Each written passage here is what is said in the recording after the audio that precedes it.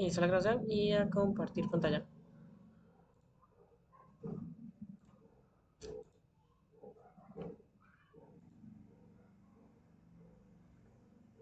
Ok, entonces, este es el temario que vamos siguiendo de momento. Hoy es 24, entonces hoy nos toca ver la parte de ADN. Es probable que esta se extienda un poquito hacia la siguiente sesión. Y entonces lo que pasaría es, si no terminamos a ver todo lo de proteínas y genética, yo les voy a hacer un video con la materia que nos falte. Ya les puse los capítulos de el primer examen. Estoy siguiendo las ediciones más nuevas que son las que yo había subido a la carpeta de libros. Principalmente porque yo el Solomon no lo tengo en físico, entonces el, el formato en PDF es el único que tengo, entonces el que me voy a basar. Y los capítulos que vamos a ver hoy, no sé si lo van ver, pero están como un poco dispersos, más o menos, y se van a combinar mucho con lo que es proteínas de genética, entonces van a ser así como mezclados los dos. ¿Algo más? Creo que eso de momento. Y entonces lo que vamos a ver hoy es la parte de ADN. Entonces vamos a hacer un repaso de la estructura molecular y luego vamos a ver la parte de cómo está organizado los cromosomas y luego la parte de cómo es que se da la replicación y luego un repaso pequeño de ciclo celular. Ok.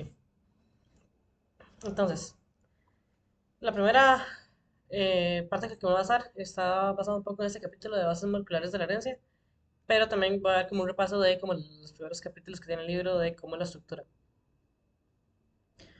Entonces, vamos a empezar con el repaso de lo que son los ácidos nucleicos. Entonces, ácidos nucleicos existen dos tipos. Está el ADN y el ARN. El ADN es ácido desoxirribonucleico y el ARN es ácido ribonucleico. Entonces, la diferencia entre los dos es principalmente el azúcar que tienen. Entonces, en el caso del ADN va a ser desoxirribosa y en el caso del ARN va a ser ribosa. Y también van a tener diferencias en lo que es estructura, función y los enlaces nitrogenados que usen. Ahora, el ADN y el ARN casi siempre van a seguir lo que se conoce como el dogma central. A veces nada más le dicen dogma central de la biología, o a veces le dicen el dogma central de la biología molecular específicamente. Y este dogma central, a pesar de que suena así como un nombre tan fácil, en realidad lo único que está diciendo es que el ADN, que va a estar en el núcleo, es el que se va a encargar de guardar la información genética y se puede replicar a sí mismo. Entonces tiene que poder replicarse porque de ese ADN yo tengo que hacer una copia para la siguiente generación de células. El ADN también dentro de una célula que tiene ya como metabolismo puede hacer transcripción, es decir, se va a pasar a ARN y este ARN puede pasar después a proteínas. De momento solo se siguen de las líneas negras. Entonces, ADN, el nombre de que el ADN se copia a sí mismo va a ser replicación, lo se va a replicar, es como que se va a duplicar en dos que van a ser copias idénticas. El paso entre ADN y ARN va a ser transcripción, porque yo estoy como transcribiendo de un ácido nucleico a otro ácido nucleico. Es como el mismo tipo de molécula, nada más que un toque distinto. Y el paso de ARN a proteínas sí va a ser como muy distinto y por tanto el proceso va a tener otro nombre que se llama traducción. Ahora, las flechas rojas indican procesos que no ocurren normalmente en la mayoría de células. Y esos tienen que ver con la replicación del ARN y con la transcripción inversa.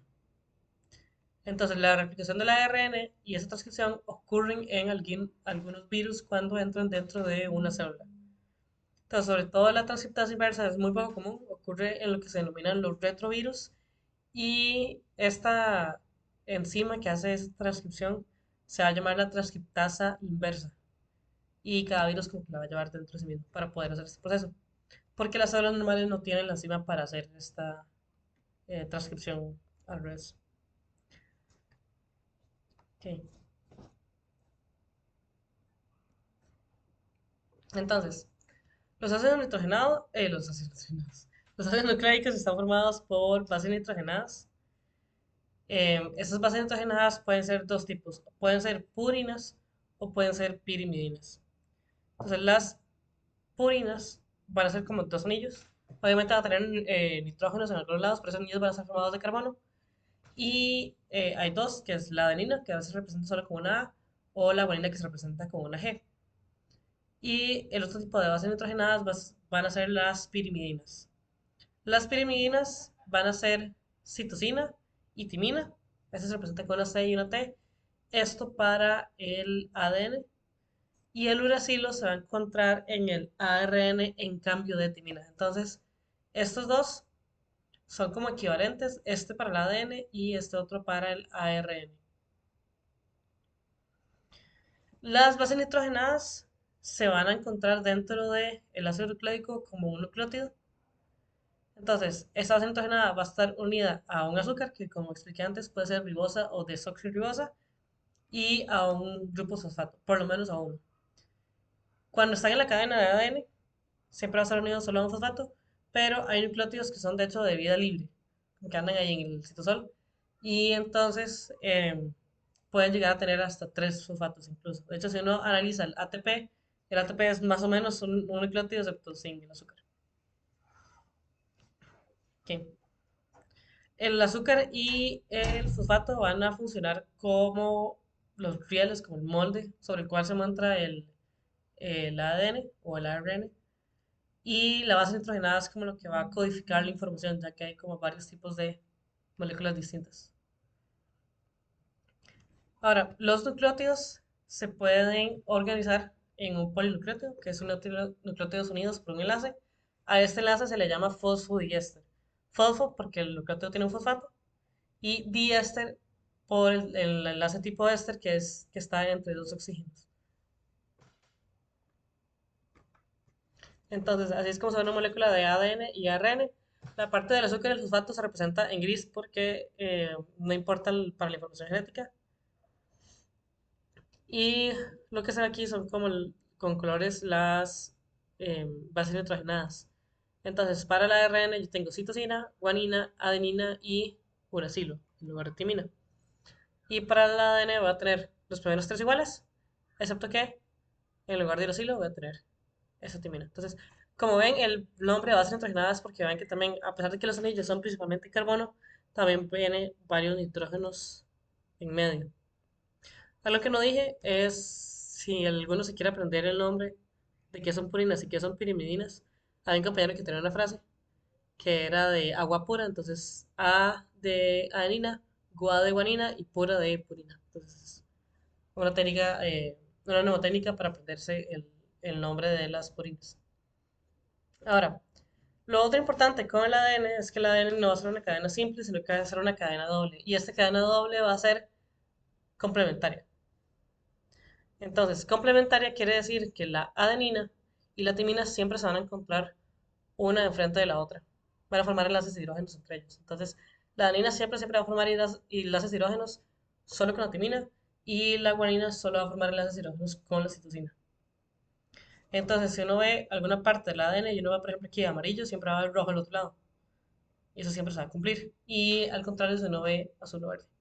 Entonces, pueden ocurrir errores por cosas de la química y la estadística, pero normalmente eso es lo que uno espera, así se comportaría un ADN de forma correcta.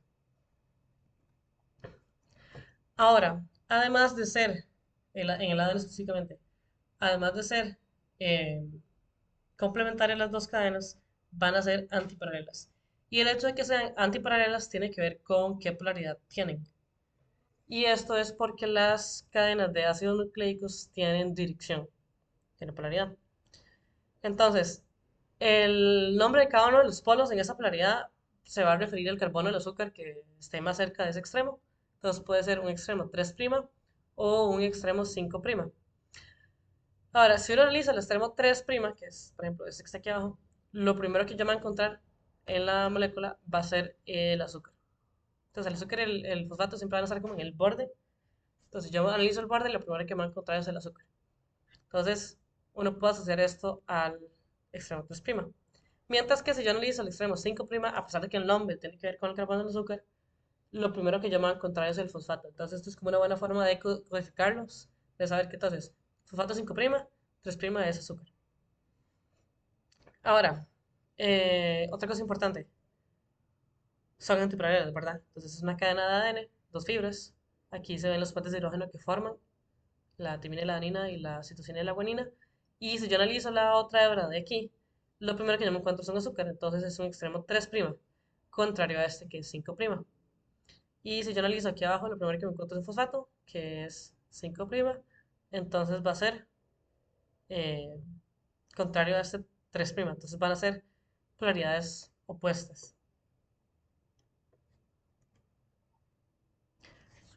Algo importante aquí, dos purinas no pueden estar como una frente a la otra, así como haciendo enlaces entre ellas. Primero porque la guanina forma tres puentes de hidrógeno, mientras que la adenina dos, pero también porque el hecho de que tengan dos anillos hace que sean más anchas que si tienen un anillo. Entonces, si yo pongo dos purinas como una frente a la otra, así como un error de replicación del ADN, la cadena se hace como más ancha. Entonces, la célula puede detectar eso y puede detectar que hay un error en la célula. Y lo mismo pasa si yo uno, por ejemplo, guanina con timina.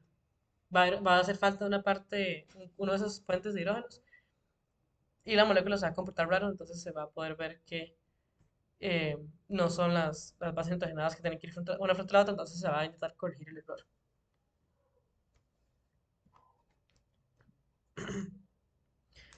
Ahora, otra cosa importante del ADN es que la forma que tiene es de una doble hélice. Esta doble hélice tiene algunas medidas. Aquí yo las puse, aunque es vale que no se les vayan a preguntar así tan como de memoria, pero sirve tener como una idea de qué dimensiones son. Entonces, la hebra de ADN, que siempre se va a medir en unas unidades que se conocen como Armstrongs, y 10 Armstrongs corresponden a un nanómetro. Entonces, el ADN va a tener de radio, digamos, del hélice máximo, 10 Armstrongs. Entre cada par de bases nitrogenadas va a haber 3,4 Armstrongs. Y entre cada vuelta, como entre cada dos puntos iguales de la hebra, van a haber 34 Armstrongs. Entonces, más o menos hay unos 10 pares de base por vuelta en el ADN, o sea, como por ciclo. Y eso sí es importante, la hebra de ADN es dextrógira, gira para la derecha. Y bueno, esto de antiparalelas y complementarias ya lo mencioné anteriormente. Entonces, es importante saber que el ADN, como en condiciones normales, es dextrógiro, o sea, gira hacia la derecha, porque hay otros tipos de ADN. Entonces, el ADN que uno conoce se conoce como ADN-B, que es este de aquí. Y aquí se ven las polaridades de los hebras. Hay otros tipos como el ADN-A, que se encuentra en condiciones de baja humedad y es como más achatado, más concentrado. Y también el ADN-Z, que es cuando el ADN está recibiendo ciertas tensiones mecánicas.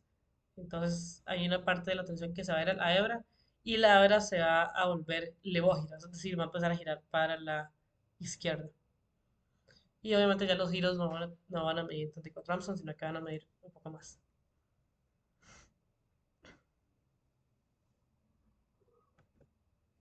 Ok, entonces, eso fue un repaso de la estructura química del ADN. Ahora vamos a empezar a ver un poco de la síntesis. Entonces, la síntesis de ADN tiene lo que se conoce como una replicación semiconservativa. La replicación es porque yo estoy volviendo a crear el ADN, yo estoy haciendo una copia que es idéntica. Y semiconservativa porque en las hebras de ADN que yo obtengo cuando hago replicación va a haber una hebra nueva y una hebra vieja. Entonces va a haber una hebra original, que era la vieja, la que estaba en el ADN, y luego va a haber una hebra nueva complementaria que se acaba de sintetizar. Entonces, esto se probó por medio de varios experimentos y esta es la forma en la que la replicación tiene que ocurrir porque el ADN va a ser como un molde para sí mismo. Entonces, yo ya mencioné que las hebras son complementarias.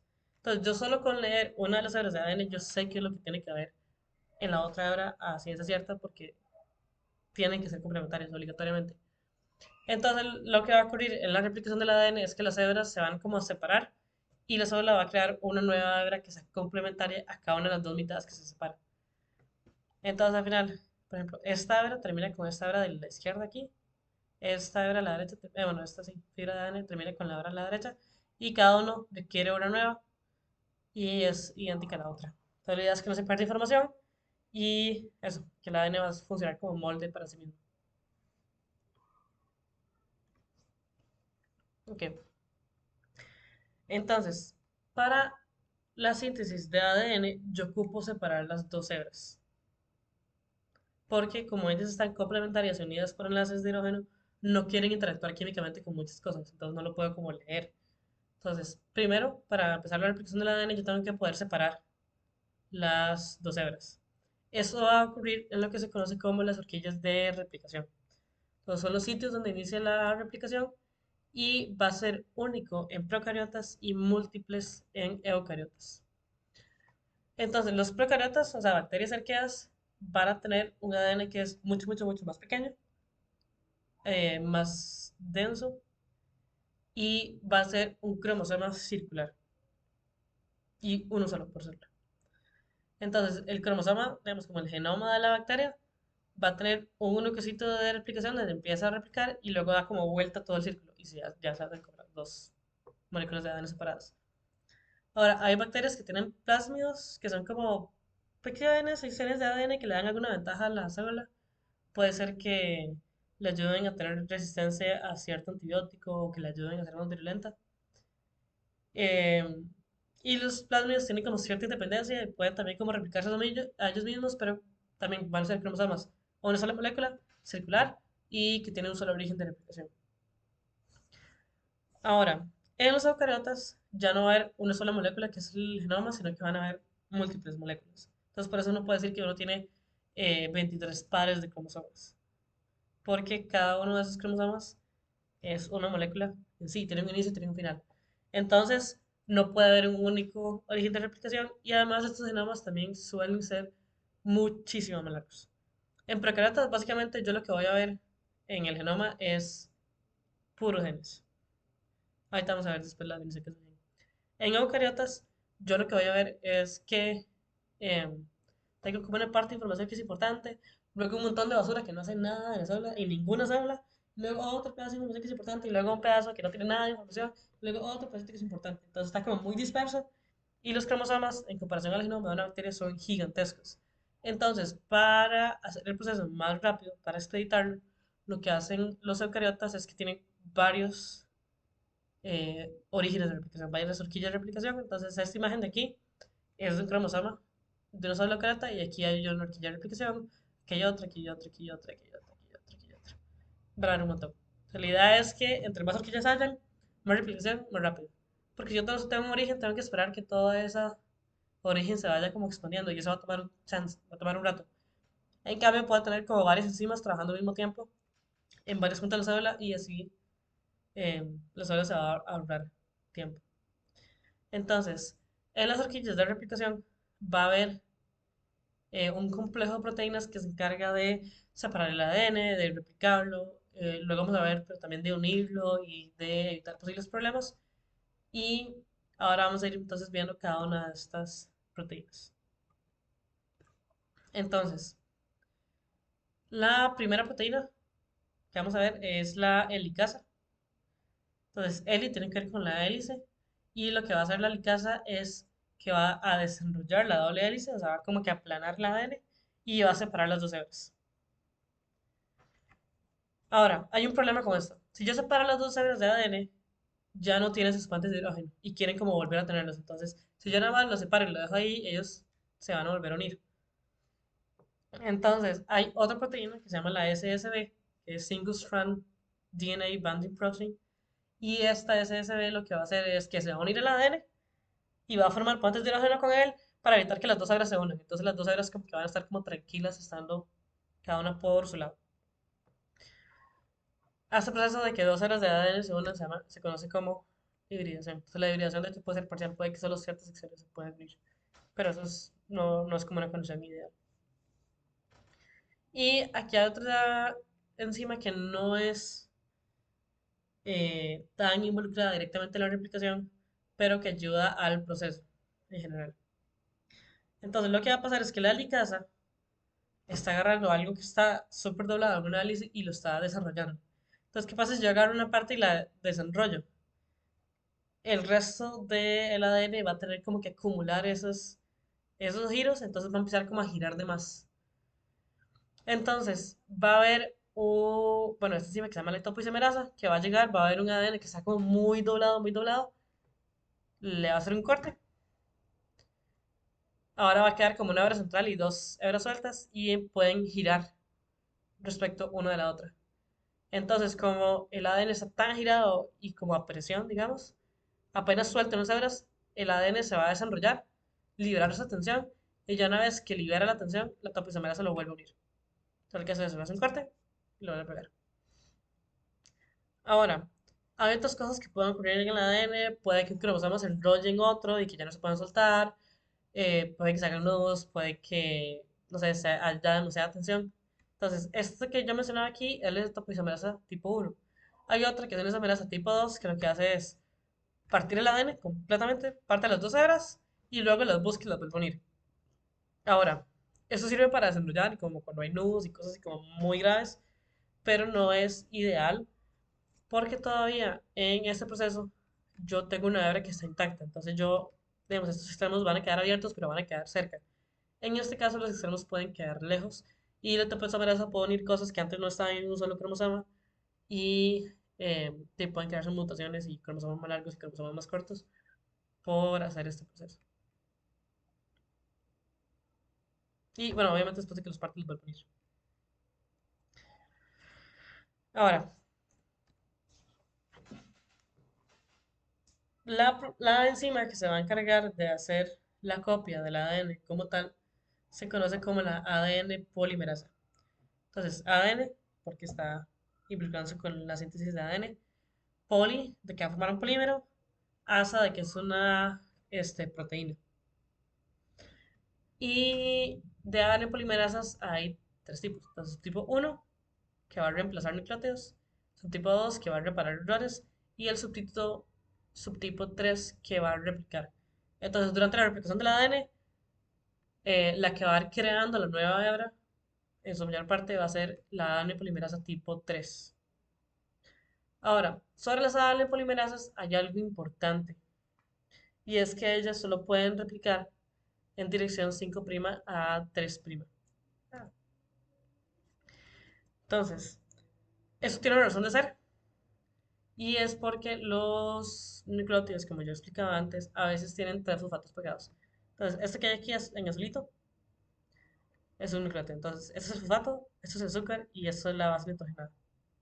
Entonces, es un nucleótido que antes estaba en vida libre y que entonces la ADN polimerasa lo agarra y lo quiere unir a la nueva hebra. Entonces, la polimerasa tiene que leer que la base sea complementaria a la otra hebra y después de eso lo que va a hacer es partir estos fosfatos y unirlo al azúcar. Ahora, eh, el enlace fosfodiéster que tiene el ADN ocupa de energía. Entonces, esa energía de cortar fosfatos se va a utilizar para crear ese enlace. Entonces, los fosfatos son grupos funcionales que tienen carga negativa. De hecho, pueden ver que aquí tiene como un menos, dos menos, tres menos, cuatro menos. Y que no les gusta estar pegados uno cerca del otro. Entonces, estos fosfatos se quieren separar lo más posible. Entonces, cuando la ADN primera se agarra y lo corta, libera energía y eso lo usa para más bien fusionarlo a la otra molécula. Es el mismo principio que usa el ATP. De hecho, el ATP es casi que un nucleótido. También que tiene trifosfato es por lo mismo, es este tres fosfato de aquí. Estos tres fosfatos. Ahora, la ADN polimerasa, a pesar de ser muy buena leyendo qué base es complementaria a otra, puede cometer errores. Entonces, ¿qué pasa si comete errores? En esta dirección, que es 5', 3', 5' porque es como lo último que ha- 5' que es el borde de aquí arriba, y 3' que es lo último que ella está poniendo. Lo último que se ve aquí es el azúcar. Entonces, ella lo que está creando es el 3'. Entonces, la dirección de replicación es hacia 3'. Entonces, 5', 3'. Ahora, si esto ocurre en esta dirección y ella puso el último nucleótido erróneamente, lo que hace es agarra, rompe el enlace, que es fácil de romper porque libera energía, entonces es más difícil armarlo que desarmarlo.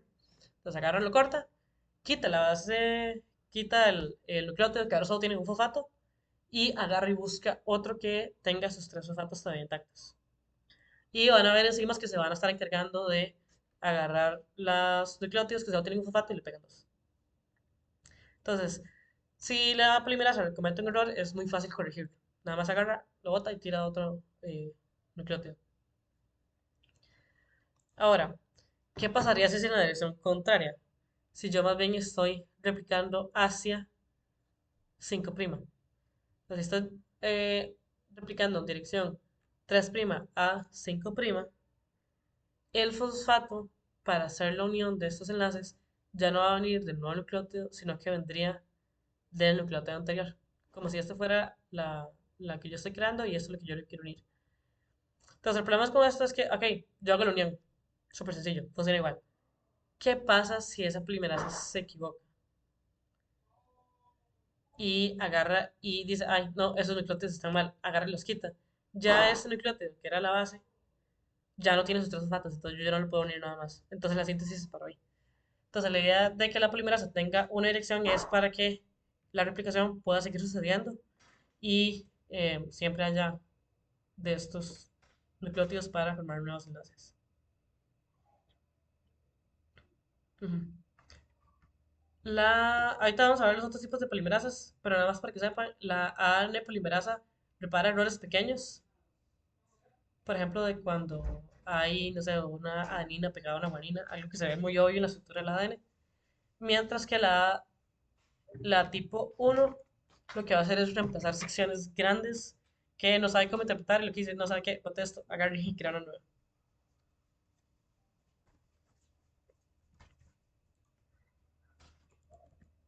Ok. Además de esta ADN polimerasa, se van a requerir otras enzimas más, dentro de las cuales está la primasa y la ADN ligasa. Y estas dos enzimas tienen que ver con los desventajas que tiene el ADN de que el hecho de que solo hace una dirección. Entonces, la primasa lo que va a hacer es síntesis de primers de ARN y esas síntesis de primers tienen que ver con que la ADN polimerasa requiere de un extremo 3' para empezar la replicación. Ella no puede empezar a crear de la nada, como una base donde pegar esos sulfatos, sino para quedar con 3. Entonces ella requiere de ese primer y lo que va a hacer esa primasa es como generar un pequeño segmento de ARN a partir del cual ya hay un extremo 3' y la ADN polimerasa puede seguir replicando. Y la ADN ligasa lo que va a hacer es unir fragmentos. De hecho, unos fragmentos que se conocen como los fragmentos de Okazaki. Entonces, los fragmentos de Okazaki ocurren porque en la síntesis de ADN, en cada horquilla se conoce como esto, le dicen como fork en inglés, es como un tenedor, como que se abren dos. En cada una de esas horquillas va a haber una cadena líder y una cadena retrasada. Entonces, lo que sucede es,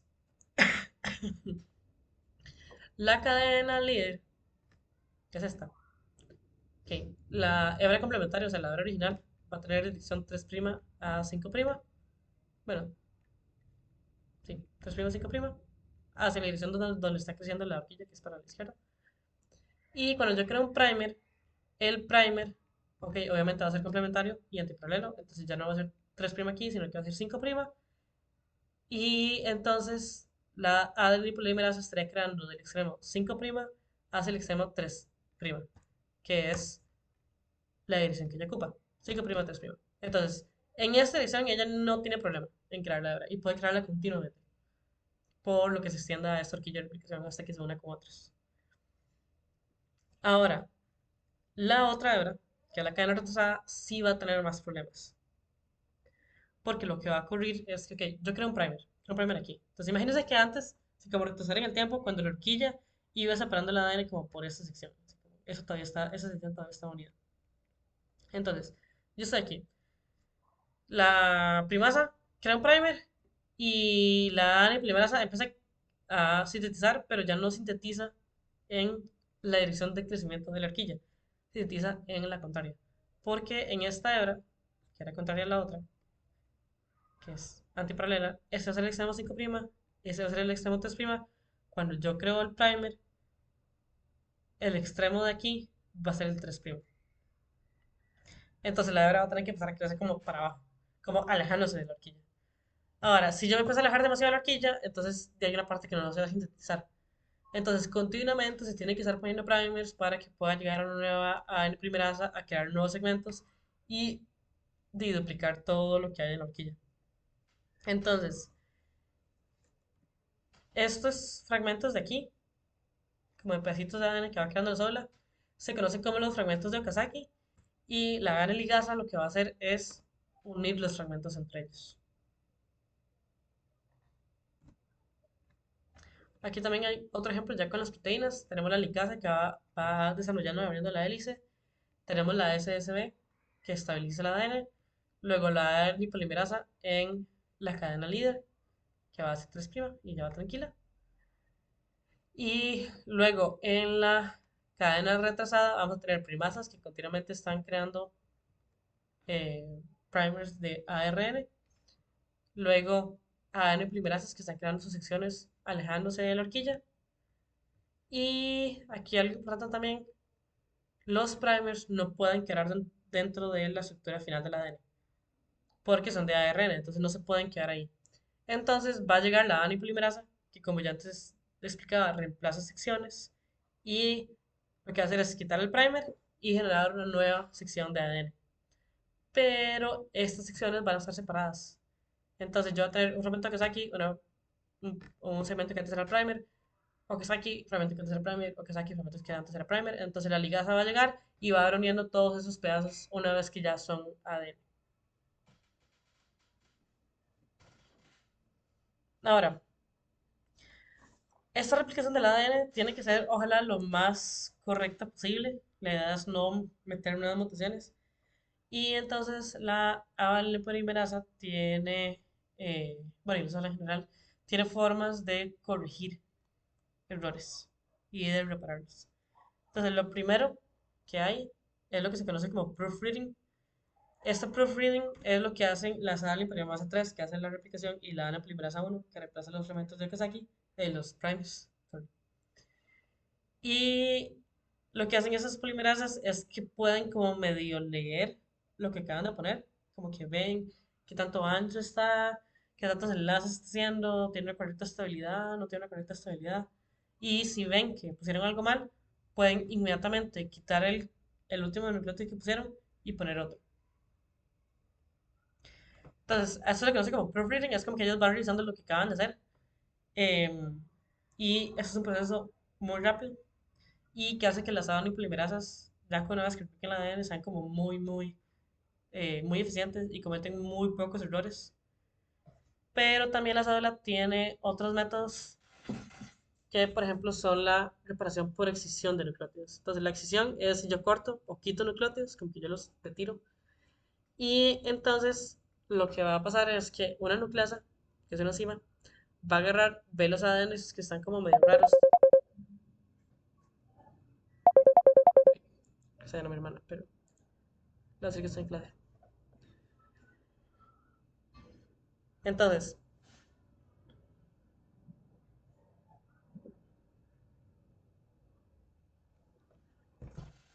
tenemos el proofreading y lo otro va a ser la excisión. Entonces, la excisión, como que también hay algo del ADN que no esté calzando, sea el ancho, sea, por ejemplo, que algún nucleótido fue modificado por algún químico, por radiación ultravioleta, por muchos factores. Y entonces la nucleasa va a ver que hay algo raro, agarra, lo quita y la ADN polimerasa 2 va a llegar y va a crear nuevos segmentos y la ligasa vuelve a unirlos.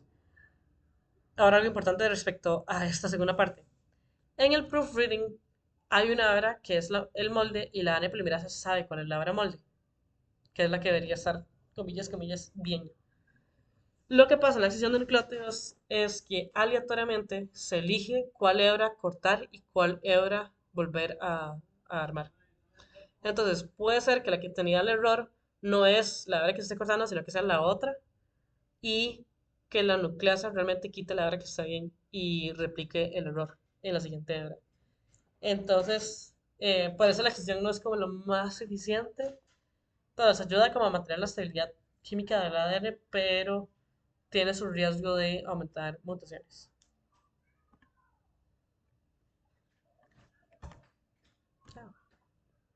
Ahora, otro factor, y eso también tiene que ver con las desventajas de la ADN polimerasa. Y eso ocurre en los telómeros. Entonces, los telómeros son en de los eucariotas los bordes de cada una de las cromosomas. Los cromosomas son lineales, entonces tienen dos extremos. Entonces, cada cromosoma va a tener un telómero y el telómero normalmente va a ser una secuencia repetitiva que no guarda ninguna información genética.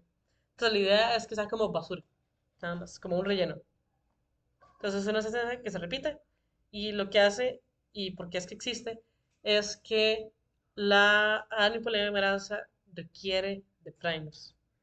Si yo no logro poner un primer, la ADN polimerasa no logra hacer la última sección.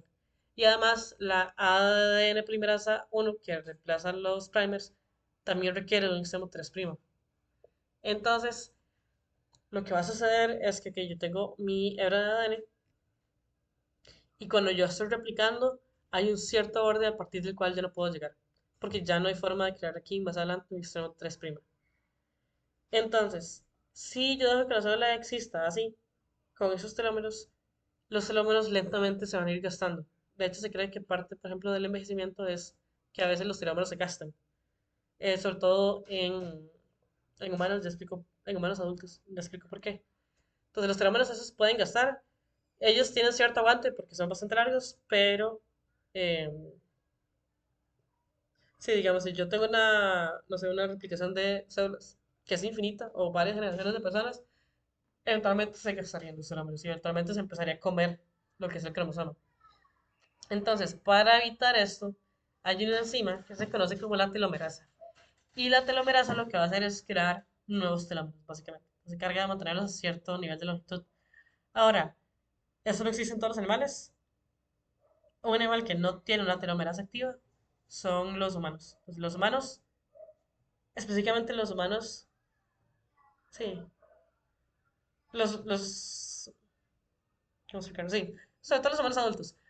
Pero a lo que iba es que hay un solo tipo de células humanas que tienen telómeros. Bueno, que tienen telomerasas, mejor dicho. Hay un solo tipo de células humanas que tienen telomerasas. Y esos son los gametos. Especialmente cuando se están formando originalmente. Porque, como dije antes, si yo tengo una generación infinita de humanos que lentamente pierden telómeros, van a perder sus cromosomas, a fin de cuentas. Y eso no es bueno para nadie.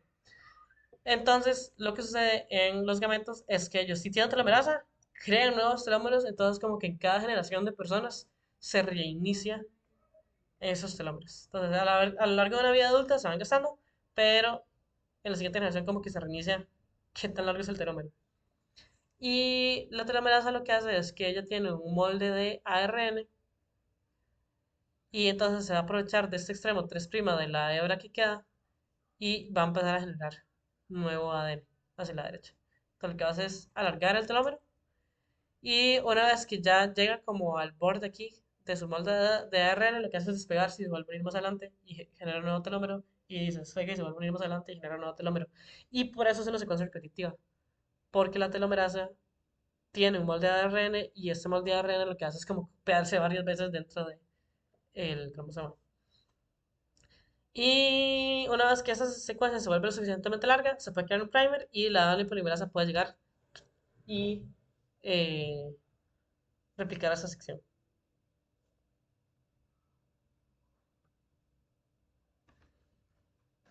Ok, entonces esto con síntesis de ADN. Ahora vamos a pasar a un tema un toquecito distinto y vamos a ver un poco de genomas eucariontes. Aquí les puse también las páginas del libro para que lo consulten. Entonces, el ADN dentro de las células va a estar organizado y empaquetado dentro del núcleo y esto es porque el ADN es una molécula muy larga y de nuevo se puede enrollar. Si se enrolla, entonces puede eh, que una topoisomerasa llegue y lo corte y se desenrolle y luego pega metales que no son y eso lleva problemas. Entonces, las células tienen muy organizado el ADN de manera que esté como condensado, esté empacado, no se enrolle entre sí y eso, como para mantener el orden. Entonces, el primer nivel de empaquetamiento son los nucleosomas. Los nucleosomas son proteínas, histonas. Estas proteínas y histonas hay varios tipos, hay como tipo uno 2 3 4 hay varios. Pero básicamente para formar un octámero de histonas y ese octámero de histonas va a funcionar como un carrete, como los de hilo, como un carrete en el cual el ADN se enrolla, entonces va así como dos vueltas. Hay otra histona que se conoce como la H1 que lo que hace es como pegarse al, al nucleosoma y como asegurarse que el ADN no se suelte una vez que ya se unió a las histonas. Entonces, ese es el primer nivel de empaquetamiento. Ven que este diámetro es de 11 nanómetros y significa que estos son 110 Armstrong, entonces son varios ADN de diámetro. Y la forma que hacen de pegarse el ADN es que el ADN está cargado negativamente por los fosfatos, entonces las histonas tienen carga positiva y esa carga positiva hace que se atraiga. Ahora, después de haber formado estos nucleosomas, el siguiente nivel de empaquetamiento es formar fibras de ADN. Entonces, en esas fibras de ADN, las histonas H1 van a ser muy importantes y lo que van a hacer es que estas se van a unir a unas proteínas de andamiaje. Entonces, las proteínas de andamiaje van a ser una sección donde las histonas como que se pueden unir y empiezan a formar como esas estructuras como para generar un centro y empieza a generar también así como un espiral que va bajando. Y de nuevo ya se tiene 30 nanómetros, entonces son como 3 nucleosomas de ancho.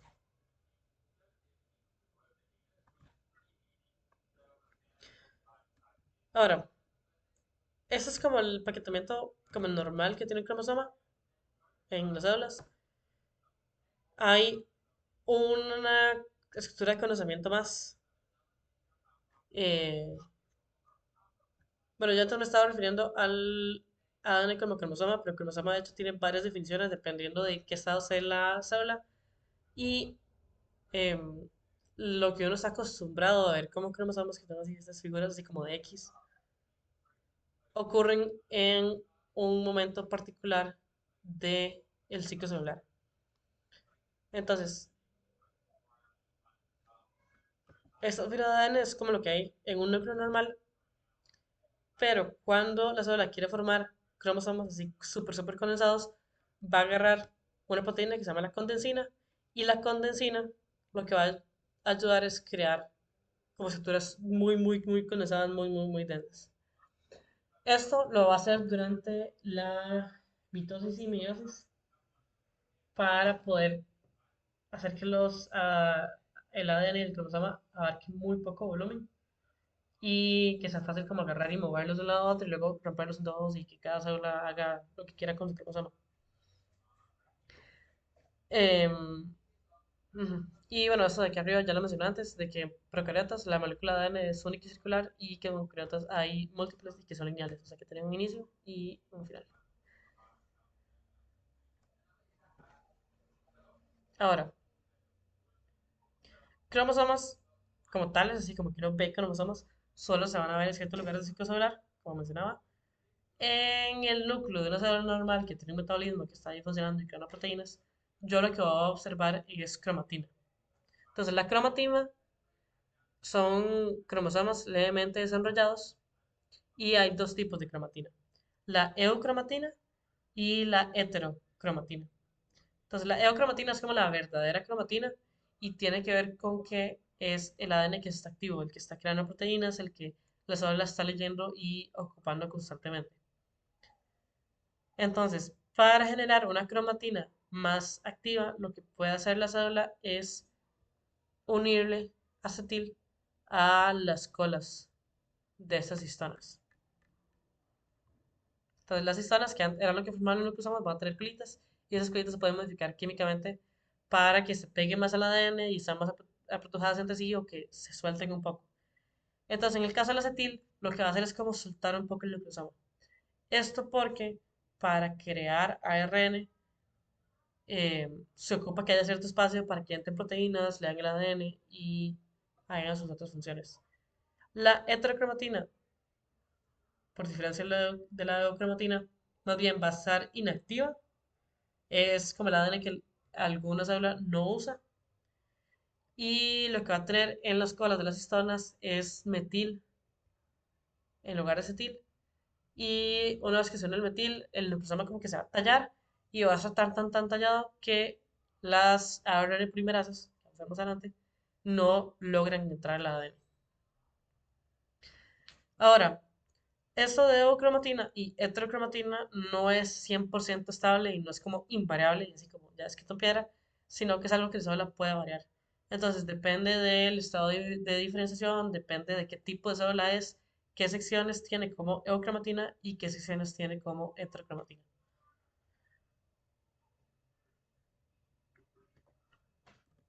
Ok. Lo siguiente que vamos a ver es la definición de gen. Yo antes lo mencionaba un poco y es probable que sea un concepto que ustedes ya conocen, pero exclusivamente lo que se conoce como gen tiene que ver con segmentos de ADN que codifican a una proteína. Entonces, va a tener una proteína asociada que se crea a partir de este molde de ácidos nucleicos. Entonces, en las bacterias, que es lo que les decía antes, la mayoría del ADN es gen. Y un gen normalmente se ve como esa secuencia de aquí abajo. Tiene un promotor, que es donde se van a unir las ARN polimerasas. Tiene una secuencia que las ARN polimerasas van a transcribir y tiene un terminador que es la zona donde tiene la ARN polimerasa para como soltarse. Entonces, eso es un gen. Entonces, en un procariota va a haber un gen, tras un gen, tras un gen, tras un gen, tras un gen, que hace que es sin separación, sin nada entre ellos. En los eucariotas, los genes rara vez, de hecho, se ven así. Puede que un promotor esté lejos de la secuencia codificadora y que un terminador también esté lejos de la secuencia codificadora. Y sean como en partes, y puede que entre, por ejemplo, un terminador y el siguiente promotor haya muchos nucleótidos de distancia. ¿Ok? Y el último concepto de abajo, que es la expresión genética diferencial, tiene que ver con qué genes una célula está usando y transcribiendo y traduciendo a proteínas. Y eso depende del tipo de cromatina que haya. Entonces, si yo agarro este gen y lo hago heterocromatina, voy a perder la proteína que hace, mientras que si yo lo hago eucromatina, no sé que ocupo esta proteína. Entonces, variando qué genes apago y qué genes enciendo, las células tienen como una variedad. Y por eso, a pesar de tener como el mismo ADN, la misma base, pueden generar resultados muy distintos, porque depende de qué parte de la genética están expresando.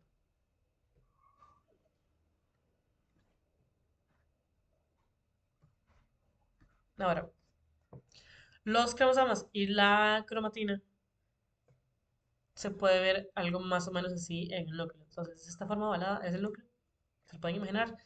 Y cada cromosoma no va a estar obviamente en su forma linda, así como en forma de X, así todo perfecto.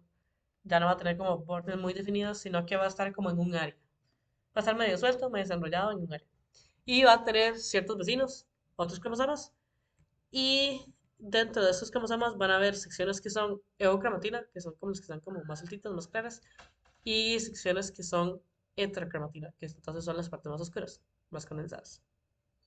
Normalmente en el borde de la membrana interna del núcleo hay como un círculo de heterocromatina y luego hay como otras secciones ahí regadas en ciertos lugares. Entonces,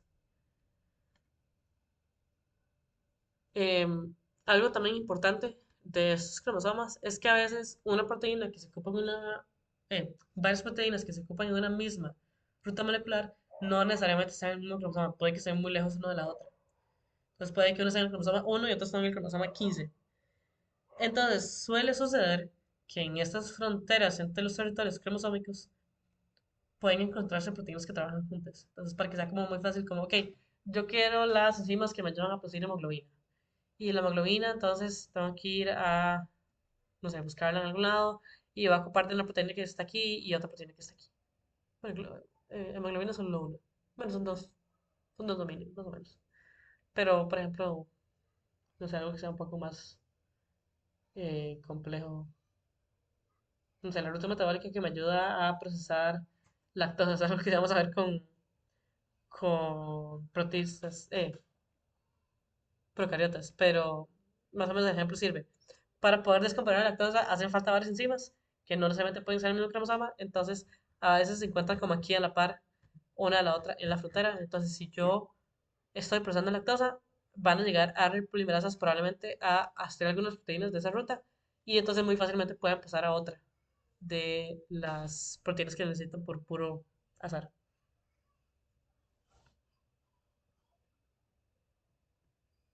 Ok.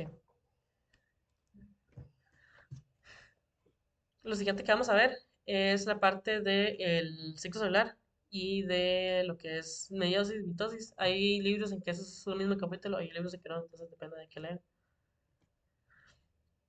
Pero entonces, el ciclo celular es el ciclo que tienen las células para dividirse, para replicarse, y va a tener dos fases.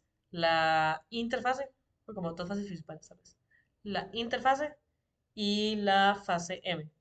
La interfase es la parte de duplicación y la fase M es la parte de división. Entonces, las fases de duplicación se dividen en G1, S y G2.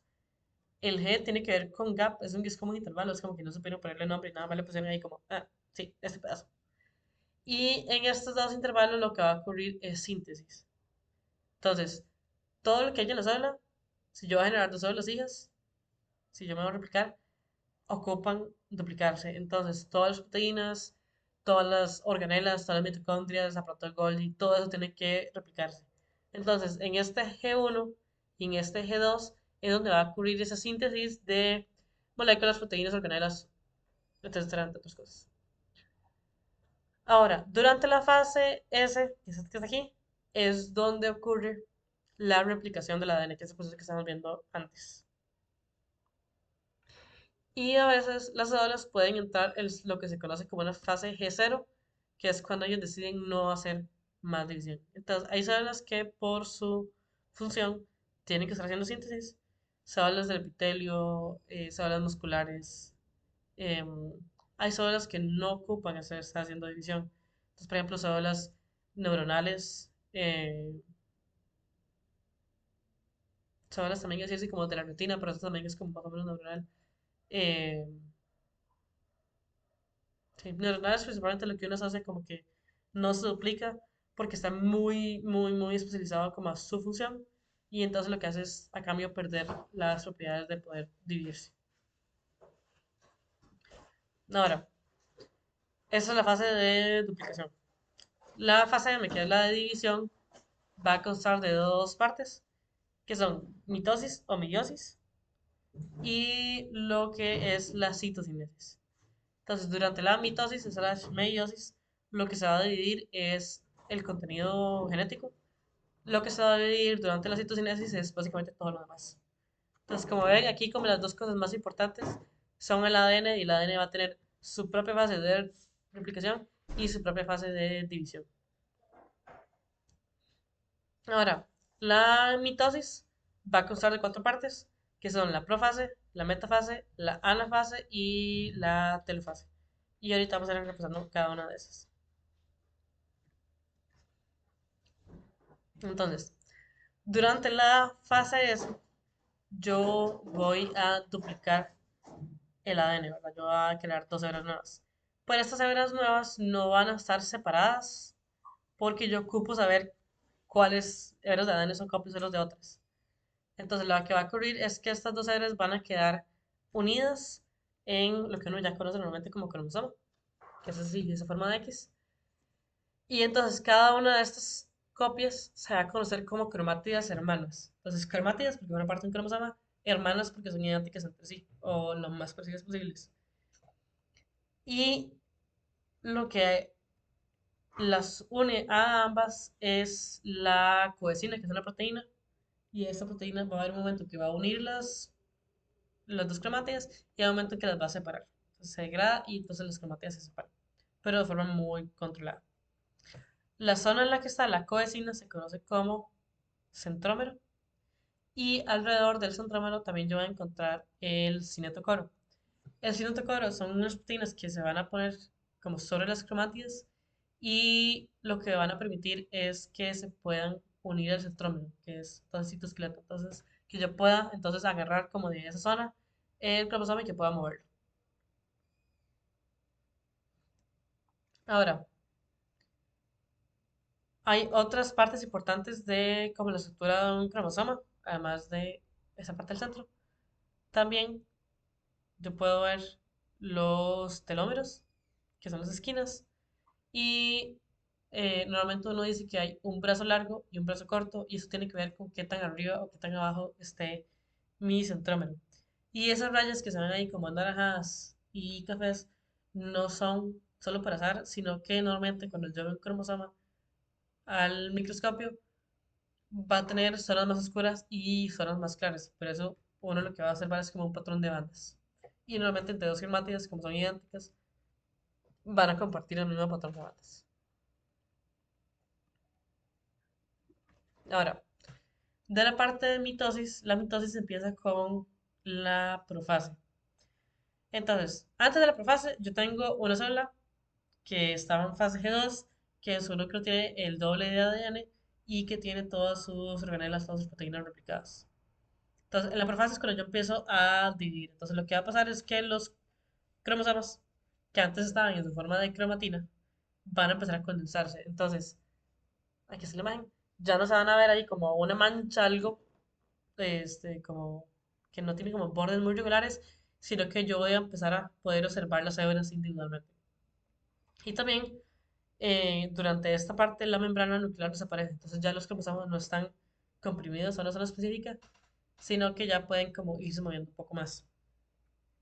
Asociado a eso también está que se empieza a desarrollar el uso mitótico. Y el uso mitótico es la estructura de microtúbulos que se van a encargar de mover los cromosomas. Entonces, si el núcleo desaparece y estos cromosomas se empiezan a mover, ya tiene que haber un uso mitótico que pueda desplazarlos. Ahora, la siguiente fase es la metafase, pero a veces se dice que entre ambos está la prometafase. Y la prometafase es cuando este uso mitótico, que aquí se está empezando a crear, se une ahora hacia el coro y entonces ya pueden mover los cromosomas. Entonces, esa es una imagen de cómo se ve el uso mitótico. Como mencionaba antes, está formado por microtúbulos y su función es, uno, mover los cromosomas y también se va a encargar en parte de deformar la célula para permitir la división, o sea, como separar las dos células que futuramente van a ser hijas. Entonces, en, como el núcleo, en el origen del uso mitótico, va a haber un centrosoma. El centrosoma va a ser un centro organizador de microtúbulos. Entonces, centrosoma solo va a haber en células animales. En el resto de organismos, eucariotas, eh, va a haber lo que se conoce como es centro organizador de microtúbulos. Entonces, a partir de aquí van a formarse los microtúbulos. Todos los microtúbulos son parte del citoesqueleto, están formados por tubulina y tienen dirección. Y además de que tienen dirección, tienden a querer como crearse en una dirección y como desgastarse en una dirección. Entonces, el centro menos, o la esquina menos, el extremo menos, es la parte en la que se desgastan y el extremo más es la zona en donde se están empezando como a querer unir nuevas unidades de tubulina. Ujú. Lo otro es, de cada centrosoma o centro organizador de microtúbulos van a surgir como varios tipos o varias ramas distintas de microtúbulos. Hay unos microtúbulos que se van a conocer como los microtúbulos astrales, se llaman astrales porque hacen que parezcan como unas estrellas y como radios saliendo de un centro. Estos microtúbulos astrales lo que están haciendo es como pegando con la membrana y empujándola para atrás. Entonces aquí imagínense como que hay una membrana aquí que rodea todo esto. Entonces eso está como en contacto, donde dice que la membrana lo que está haciendo es deformar. Van a haber otros microtúbulos que se conocen como los microtúbulos polares. Y esos microtúbulos polares se van a encontrar con otros microtúbulos polares y van a agarrar proteínas motoras y van a querer como empujarse o deslizarse uno contra el otro. Entonces, estos astrales como que sostienen la membrana y ya con la fuerza de los microtúbulos es que empiezan a estirarla para afuera. Y el último tipo de microtubulos, que es también bastante importante, es el que son el cinetocoro de los cromosomas. Entonces, normalmente por célula van a haber dos centrosomas o dos centros organizadores, porque yo voy a tener dos células hijas. Entonces, esto se va a quedar como cerca del núcleo de las futuras hijas y cada uno de los centrosomas va a agarrar el cromosoma. Todos los cromosomas van a estar unidos así como por dos microtubulos.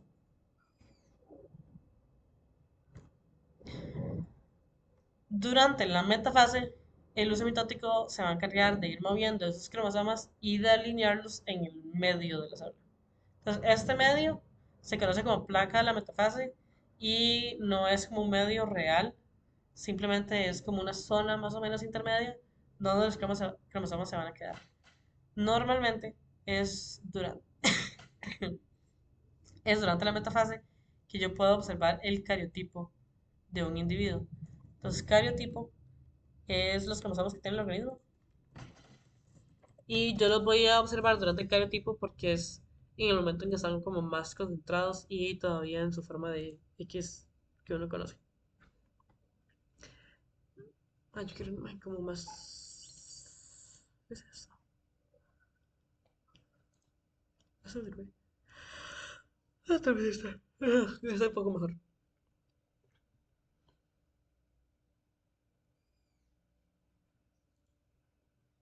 Esta es mejor.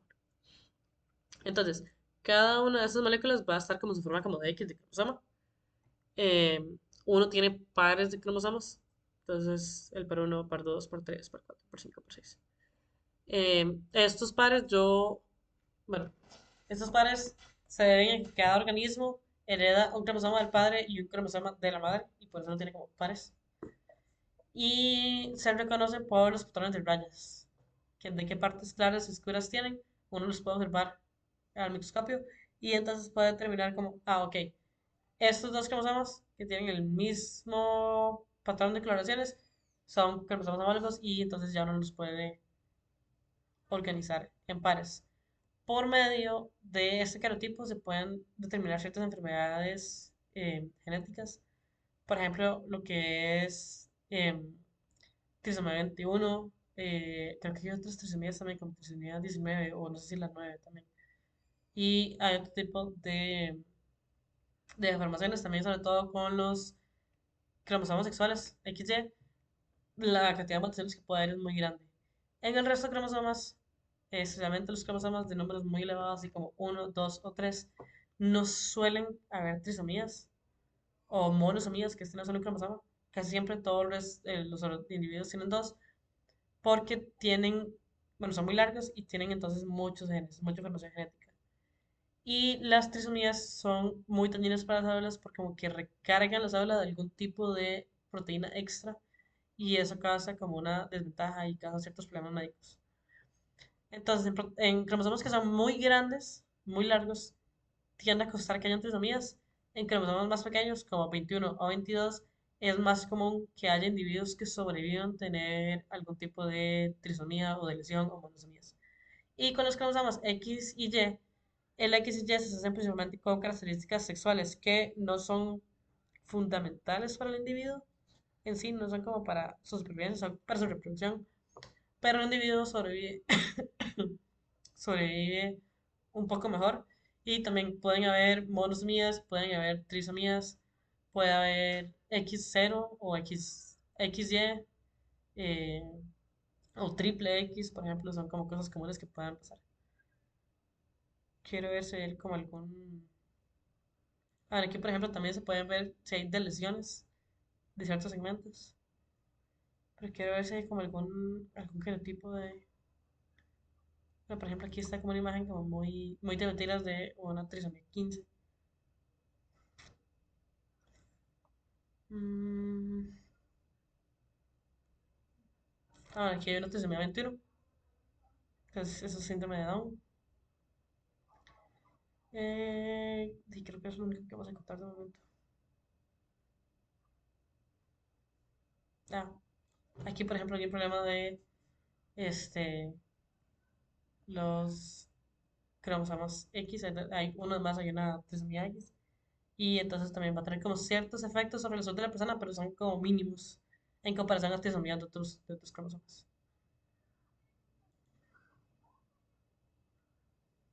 Ok. Entonces, también durante la metafase, la célula va a estar asegurándose de que esos cromosomas lleguen a la placa de la metafase. Si hay problemas de que hay cromosomas que no se replicaron bien o tuvieron algún problema o no pueden por alguna forma llegar a la placa de la metafase, la célula puede darse cuenta de que hay algo malo pasando durante su ciclo celular y tomar acciones al respecto.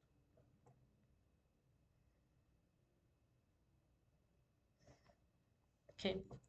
La siguiente fase después de la metafase es la anafase. Y en la anafase los microtúbulos que estaban unidos al cinetocoro van a empezar como a jalar cada uno hacia una dirección. Y la condensina que estaba en medio de las cromatías hermanas se va a degenerar. Entonces el cromosoma que antes eran dos moléculas unidas se va a separar. Em, a partir de esa etapa, cromosoma se refiere a cada una de esas cromatías hermanas y ya no a la estructura completa en forma de X. La siguiente fase va a ser la telofase. La telofase es como lo contrario a la profase, ya lo último. Entonces, los cromosomas ya se encuentran como en lados opuestos del Sol, en cada uno en un extremo. Comienzan a descondensarse, se empieza a formar la nueva molécula nuclear, se va a ir degenerando el uso mitótico. Y por último, va a ocurrir la citocinesis, que es la última parte de la fase M. Entonces, en las células animales, la división surge por lo que se conoce como un surco divisor. Entonces, lo que pasa es que las células se crean, se empiezan como a dividir y la actina, que es una parte del citosqueleto que suele estar muy cerca de la membrana, va a ser como un anillo durante lo que antes era la placa de la metafase y va a empezar como a empezar a disminuir su diámetro y esto va a hacer que la membrana entonces empiece a disminuirse y llega un punto que la membrana hace contacto, entonces se separa en dos células. En las células vegetales esto no va a ocurrir porque hay una pared celular. Entonces yo no puedo simplemente agarrar y doblar una pared celular porque eh, no son flexibles. Entonces el proceso de división celular es, bueno, citocinesis específicamente, va a ser un poco distinto. Entonces en las células vegetales lo que va a pasar es que se va a formar una placa vegetal. Entonces, durante las fases G1 y G2 se va a sintetizar en el Golgi unos vesículos que van a formar la lámina media, que es como la base de la pared celular de las plantas. Entonces, durante la citocinesis, esas vesículas se van a empezar a alinear de nuevo en la placa de la metafase y se van a empezar a fusionar entre ellas. Van a conectar sus contenidos y esos contenidos van a empezar a solidificarse y a formar la lámina media. Y después de que se forma la lámina media, la nueva célula que se acaba de crear puede depositar la pared primaria sobre esa lámina media. Entonces, voy a decir aquí.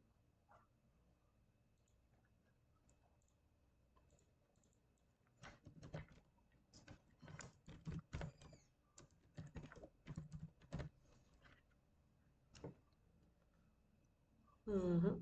Entonces, lo que va a ocurrir es que, ok, ya durante lo que es anafase y telofase, si es que aparece, pero ponemos esto. Entonces, durante lo que es anafase y telofase, las vesículas se empiezan a alinear en el medio, se empiezan a fusionar, se combinan, forman lo que se conoce como fragmoplasto y luego forman la lámina media. Y sobre esta lámina media se va a sintetizar la pared celular primaria de las nuevas células. Y así es como se dividen.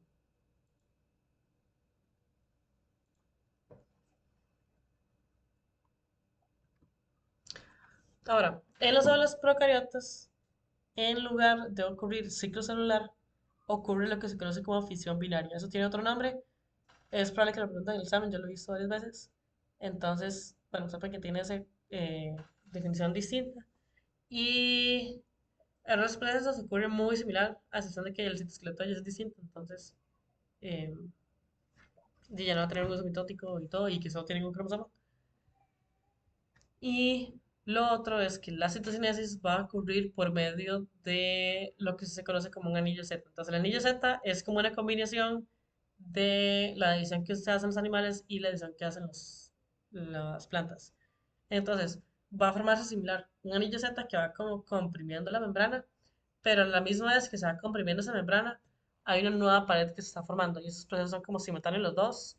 Y una vez que apenas se ve la membrana, las dos olas quedan aisladas también por pared solar, porque ellas se encuentran de un medio externo que probablemente dañaría la membrana, entonces tiene que protegerla como lo más rápido posible.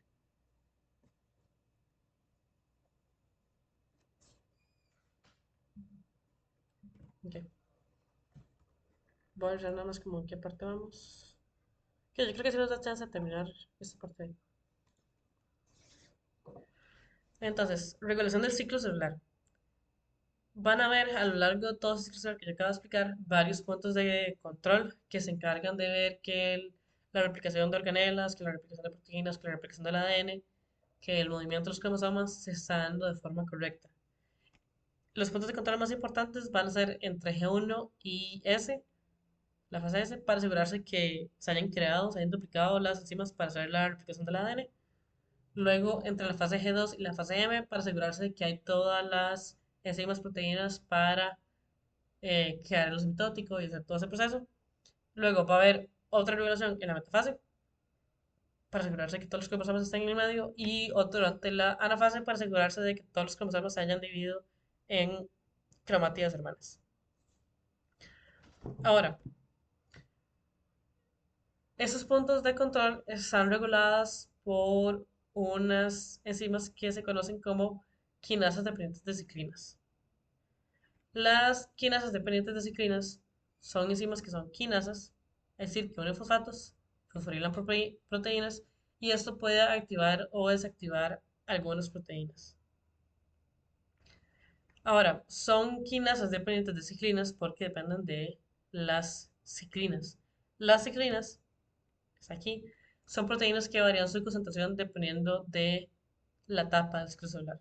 Entonces va a haber una ciclina durante la fase G1, va a haber una ciclina distinta durante la fase S, va a haber una ciclina distinta durante la fase G2, durante la fase M, etc. Y las quinasas siempre va a haber de todos los tipos, siempre van a estar presentes, pero cuál quinasa se activa depende de la ciclina. Entonces durante la fase G1 va a haber una ciclina que va a activar a solo una de las quinasas que hay disponibles y esa quinasa se va a encargar de activar las proteínas que hacen síntesis de proteínas y organelas. Luego, durante la fase S, va a haber otra ciclina que va a activar a la segunda quinasa y esta quinasa entonces va a activar las proteínas que hacen la replicación del ADN. Y más o menos así va como el proceso de evolución y de qué enzimas se van activando. A estas quinasas dependientes de ciclinas, por su nombre en inglés, Cycling Independent Kinase, se le dicen CDKs. Y eso también es el más de seguro se le en el examen los CDKs, siempre lo pregunto. Entonces, los complejos CDKs, como explicaba antes, van dependiendo de las ciclinas, entonces las ciclinas van a variar su concentración a lo largo del ciclo celular. Durante la fase G1 va a haber principalmente ciclina D, entre la fase G1 y la fase S va a haber ciclina E, luego en la fase G2 va a haber ciclina A, luego ciclina B, para haber varios tipos, y las CDKs lo que hacen es irse activando. Entonces, las CDKs sin nombres, hay muchos tipos, pero a veces se conocen eh, por la etapa en la que están o por la ciclina en la que se unen. Entonces, durante la fase G1, la CDK lo que va a hacer es preparar la célula para la fase S. eh,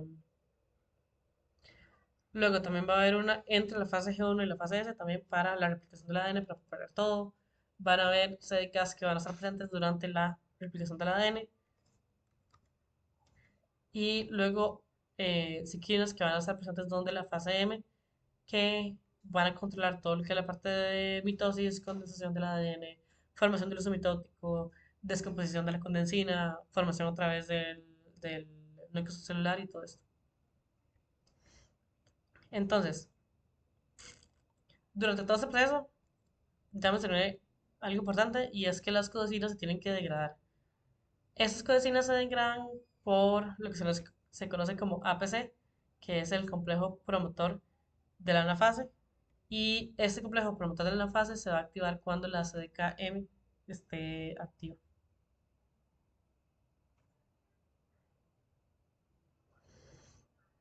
Entonces, lo que acabamos de ver ahorita es más que todo la parte de mitosis. Y voy a ver aquí también rápido la diferencia entre lo que es mitosis y meiosis. Entonces, la mitosis es para el crecimiento de un organismo multicelular y lo que va a hacer es que de una replicación surgen, de una replicación hay una división celular y de una célula madre surgen dos células hijas que son idénticas a la madre e idénticas entre sí. Entonces, la idea es generar como un nuevo tejido, como no sé, que es un niño que está creciendo y que empieza a generar, no sé, más músculo, más piel, más hueso, todo eso tiene que ver con mitosis. La meiosis va a ser exclusivamente para reproducción, para organismos también multicelulares y de una replicación de la ADN que yo estoy haciendo van a haber dos divisiones celulares. Entonces las células hijas van a tener la mitad del material genético que tiene la célula madre. Y no solo van a tener la mitad, sino que no van a tener también la misma secuencia genética idéntica a la célula madre. Y esto es porque ocurre algo que se conoce como sinapsis. Entonces, en la meiosis van a haber como dos ciclos de división. Entonces va a haber profase 1, eh, metafase 1, anafase 1, telofase 1 y luego profase 2, metafase 2, anafase 2, telofase 2. Durante la profase 1, que es como la inicial, si ustedes recuerdan, yo antes mencionaba que uno tiene cromosomas homólogos. Entonces, cromosomas, un cromosoma que uno hereda del padre y otro cromosoma que uno hereda de la madre y que tienen, en teoría, información genética muy similar, no idéntica, pero, por ejemplo, que codifican las proteínas, que codifican para el color de ojos, que codifican para, em, no sé, se me ocurre decir como rasgos más como de, de genética que se puede ver. Pero básicamente es como que codifican para las mismas enzimas, pero pueden tener pequeñas variaciones entre ellos. Entonces lo que va a pasar es durante la profase 1, estos cromosomas homólogos se van a encontrar y van a intercambiar segmentos. Entonces van a hacer ahí como un remix del ADN, van a crear como nuevas combinaciones y van a permanecer levemente unidos. No, no se van a como separar del todo, no se van a perder. Van a permanecer levemente unidos en lo que se conoce como el complejo sinaptotémico. Y esa sinapsis lo que ayuda es a recombinación genética, como a crear nuevas variantes. Básicamente es una forma de crear como mutaciones de una forma como más controlada y eso lo que ayuda es a que el organismo, por ejemplo, se pueda adaptar a un nuevo medio o que como que le ayuda un poco a aumentar el ritmo de evolución. Ahora, más o menos así se ve la meiosis. Yo empiezo con, en este caso, una célula que tiene dos pares de cromosomas. Los cromosomas entonces se van a duplicar durante la interfaz, en la fase S. Los cromosomas homólogos van a intercambiar segmentos en el complejo sinaptotémico. Y durante... Ah, cierto. Que esa imagen medio rara. Vamos a buscar otra rara.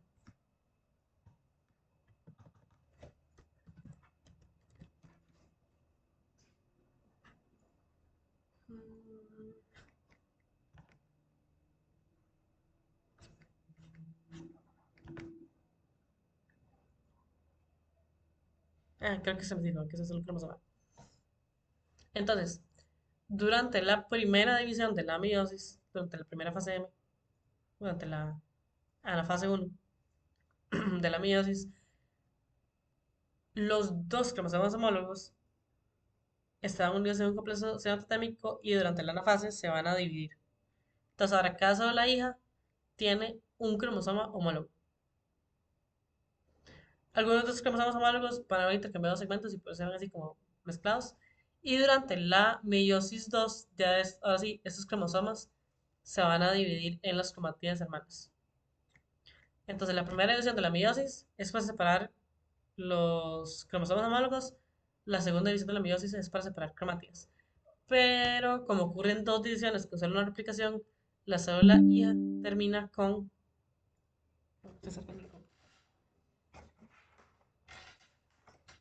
La célula hija termina con la mitad de la información genética de la madre y además con algunas como mutaciones o combinaciones distintas que no tenía la célula madre. Y la idea es que este gameto de aquí, que se genera en la meiosis 2 se va a unir con otro gameto. Entonces, cuando los dos se fusionan, forman un cigoto y el cigoto vuelve a tener como la cantidad de cromosomas normales de un organismo de esa especie. Y eso sería por hoy. Entonces vimos lo que era, bueno, la replicación del ADN, las bases químicas del ADN, cromosomas y lo que es ciclo celular. No sé si te queda alguna pregunta. Todo bien, profe. Ok. Y entonces eso sería por hoy. Nos veríamos la próxima semana. Bueno, muchas gracias, profe. Con gusto. Buenas noches. Buenas noches.